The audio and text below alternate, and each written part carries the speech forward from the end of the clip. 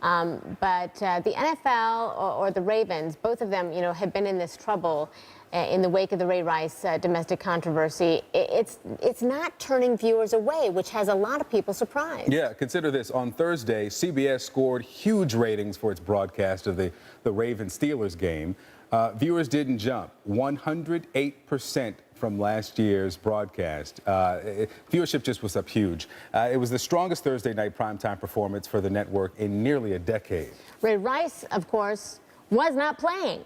The broadcast became a must-watch event, though, for fans and non-fans alike, apparently. We want to talk about this with CNN commentator and legal analyst Mel Robbins, as well as branding expert Melissa Dawn Simkins, president of Velvet Suite. What a great name. Melissa's with us here in studio. Ladies, good morning to both of you. I want to ask you, were you surprised, first of all, that the ratings spiked so much? You know, my firm, Velvet Suite, has had an amazing relationship with the NFL. We actually did the first ever player brand university. And it does not surprise me because the business of football is football. And one of the things that I think the NFL is now learning in a new economy is that it's not just about football anymore. There's a social responsibility.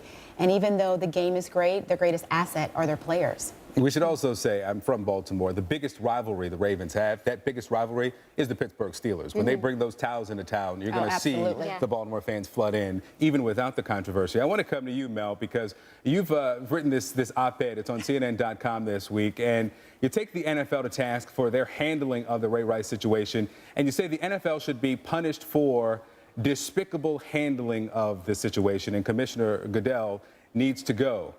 Do you think he'll be out? Good morning, Victor. Good morning, Christy. Good morning, Melissa. No, I don't think he's going to be out because under the Constitution and the bylaws for the NFL, it takes 3/4 of the owners to vote him out, and he's making them a lot of money. And, you asked a question of Melissa about the ratings. I point to something else. I don't think that that's necessarily a sign of support for the Ravens. I think that the jump has more to do with the rubbernecking effect of watching a train wreck happen. I mean, you've got them pulling Rihanna. You've got Norah O'Donnell there doing a special broadcast about the controversy. You got people wanting to tune in to see if there's Rice jerseys. I think you're going to see those numbers decline, and that it had less to do with support for Ray Rice and the Ravens and more to do with our morbid fascination of watching a train wreck unfold. What do you say to that? Do you agree? Or? You know, I believe that there's a truth to that, but I also believe that there is a shift that's happening within the culture of football. And that is really that today, in this day and economy, we can't just focus on the game. Players are great liabilities. And I think for a long time, if you look at the NFL's mission statement, it's all about performance on the field. And their growth revenue goals for 2025, according to USA Today, are $25 billion. That's only going to happen as they also begin to manage the issue of player challenges that they're having off the field. And that's really what we're talking about. And I think the fault that the NFL has is being negligent and really proactively dealing with this issue head on. We have a no tolerance perspective when it comes to domestic violence. We need to hear that message. We needed to have heard it earlier, and we need to hear it more often. But what's happening in North Carolina with the Panthers, and now we know several other teams, does that really correspond with a no-tolerance policy? I mean, Greg Hardy was convicted. This is not someone who just had some accusation or charges. He was convicted and then played for the team. So you can say zero tolerance, but it's really not coming to fruition. Mel? Right. I'll come back to you. You know, Victor, you just nailed it. And 2 days ago, the owner of the Panthers was accepting an award honoring him for the fact that he doesn't show any indifference to social issues. And he started crying and saying that, we shouldn't be quick to judge. And look, a judge found his player guilty, and this owner is still allowing him to play pending the appeal. It's ridiculous. If there's a zero tolerance policy, it means you do what you did in the Adrian Peterson case.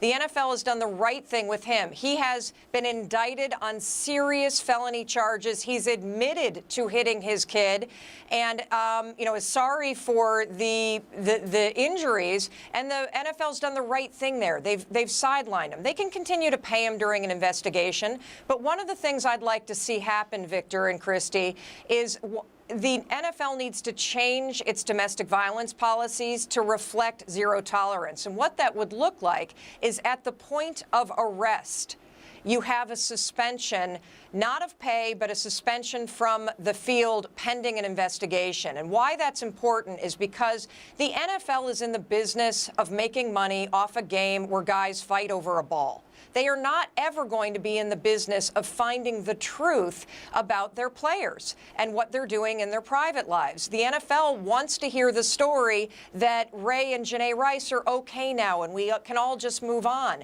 And so their interest is never going to be aligned with truly protecting the victim. So they shouldn't be in a position of having to figure that out. You should have a zero tolerance policy like you do with performance-enhancing drugs. At the moment of arrest, you are suspended pending the investigation, period, Victor. All right, we only have a couple seconds. Melissa, you wanted to say something? Yeah, I think at the end of the day, the NFL brand is a beloved brand in this country. We know that. But I think what's going to have to happen in order for us to see the changes we're talking about is going to be a cultural shift. That it's not just about football, but it's about how they think about managing their brand. And their brand is deeply connected to the players. They cannot be inseparable. Sure. Last thing, if Roger Goodell saw that tape, do you think he should go?